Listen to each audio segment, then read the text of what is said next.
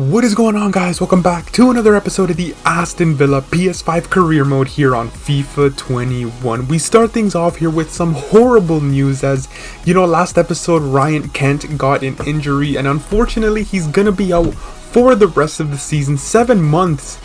And that's just a huge blow, as he's an important part of our team, as we have Europa League football and we're trying to get possibly Champions League football. I don't know, but if we can get Europa League football again for next season, that would be great. It's going to be hard without Ryan Kent. But the first game is in the Europa League against Young Boys, and the first chance does come to us, and the first goal obviously comes to us thanks to our homegrown talent George Hansen, who has to step up as our second best player this season. With Ryan Kent gone, there's only one other, well, I guess there's two other guys. There's Tammy Abraham as well, Holly Watkins, and now George Hansen in the mix for some of our top players at the club at such a young age as well. George Hansen, he's gonna have to prove to be a very vital, play a key role for our club this season, and he has been doing it so far, and he gets his first goal in Europe this season actually, and what a nice strike it was to get it. Here we go in the attack again. Tammy Abraham, he's gonna find the captain, he's gonna find John McGinn, a nice one-touch pass to George Hansen all alone on the right hand side, and that is a phenomenal strike from George Hansen as he puts us up 2-0 right before halftime, and that was brilliant passing play from the boys at Villa. That's just the type of football we love to play on the counter attack, and it ended up being a very nice goal as we opened up some space. George Hansen unmarked, and that strike was just beautiful from George Hansen. The technique, everything, the finish, the strike, and it was even more beautiful as it came off the crossbar. So what a goal for your second goal in Europe, George Hansen. It makes it 2-0. That's the second, obviously, like I said. Here we go again. Morgan Sanson, he's going to find Tammy Abraham. He's going to find Jack Grealish outside the box, and it almost was another good goal, but sadly the captain puts that shot wide. And then the Young Boys have a corner kick here in the second half. The number 20 eventually takes it as Matty Target has trouble dealing with it. The ball bobbles around a bit and it eventually ends up in our net. And Young Boys just like that get a goal back, and that was pretty much like one of their few chances this game. We pretty much took over this game and it was pretty much our own. We pretty much handled every single part except for that corner kick we couldn't deal with. And 80 minutes in, Madueke sends it to El Ghazi at the far post, but sadly his header goes well wide of the post, and it didn't matter at the end. We ended up getting a 2-1 victory. George Hansen, look how happy he is with his first European goals of his career, and it was a really good game, this one, and another win in the Europa League, and we're pretty much cruising into the knockout stages of the Europa League. We didn't get a tough group, to be honest, and another win is very nice to see. And now we travel to North London to take on Tottenham Hotspurs, and it's always a fun time against Tottenham. A lot of stuff always happens. We usually end up on top of Tottenham with victories, but it's going to be hard here. Nuno Tavares, the brilliant run after interception, and he's going to go all the way, but De Gea, weird, right? De Gea playing for Tottenham Hotspurs is not right. They actually got they bought De Gea, was it PK and Jose Gaya, I think. So they brought in 3 Spaniards. I don't know why. That's really weird signings, I think, for them. But they almost scored there right before halftime. But Dele Alli's shot went wide, and then Hanson finds it to George Hansen. Sorry, Sanson finds it to Hansen. Right back to the Frenchman.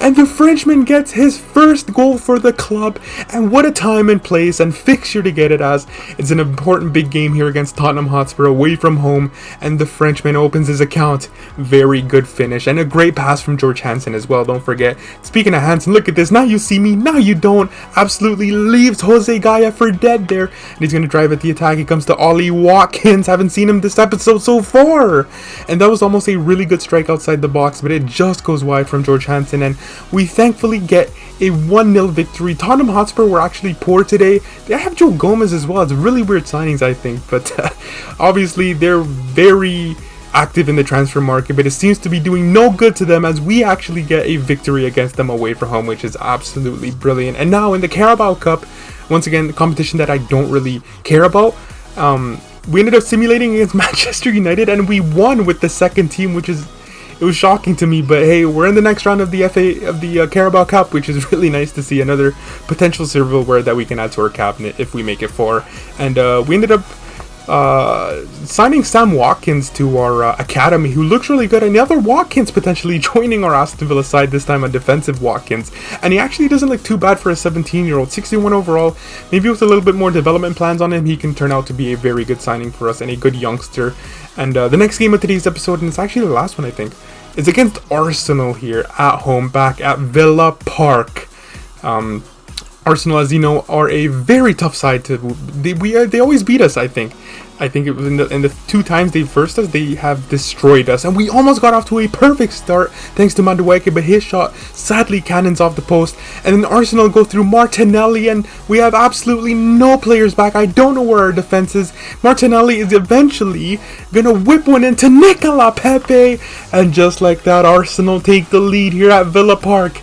It was pretty much expected. Arsenal are always all over us, and the number 19 puts Arsenal up just 25 minutes into this one, and it's going to look like another horrible performance against the Gunners. But a good chance to get a goal back as Nuno Tavares sends it to El Ghazi here all alone. He goes for goal, and that was a very poor finish. Maybe if that was Ryan Kent, it probably would have been a goal. Thomas Partey here. Dougie, though, with a naughty tackle on Partey, and that results in another red card, which is crazy. We didn't see a lot of red cards in the Hertha Berlin career mode, and already we've seen 3 in 2 episodes, and yeah, it is crazy, man. It's not worth it. He didn't break his ankles. Here we go again. El Ghazi finds Watkins. Watkins gonna hold it up. Good play for Jack Grealish. First time strike, and we're back into it thanks to the captain. Runs to the camera, sends the fans crazy because they know this is a very tough fixture. I don't even know why. They don't even have the best of players, Arsenal, but we just struggle regardless. And then we have a good chance to take the lead. We're trying to find the head of Tammy Abraham off the bench. Header fell kindly for Bernd Leno, and then another one right before the end of the game. 5 minutes left. McGinn to Tammy Abraham, and that was a golden opportunity from the big man to get us the game winner, but sadly not. We ended up drawing against Arsenal, which isn't the worst result in the world, as you know that they could be a very troubling side against us. So 1-1, and as well we had 10 men as well with the red card, so not a bad result.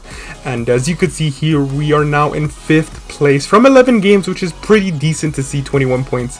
The only downside is the 14 goals allowed, and this is one of the, like I mentioned, the title of the video is some good, some bad news. This is the good news. We're performing quite well. We don't have a lot of losses, but we have a lot of goals conceded, which is a little bit concerning. But 5th place is not too bad to see after 11 games. But anyways, that's going to do it for today's episode. If you guys did enjoy it, then please do leave a like, comment, and subscribe. And I shall see you for another episode of the Aston Villa PS5 career mode very soon.